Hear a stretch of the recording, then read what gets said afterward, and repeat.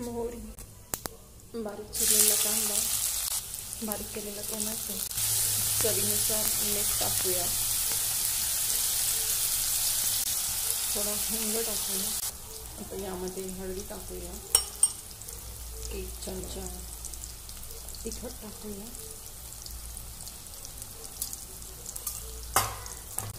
आता यामध्ये पाणी टाकूया.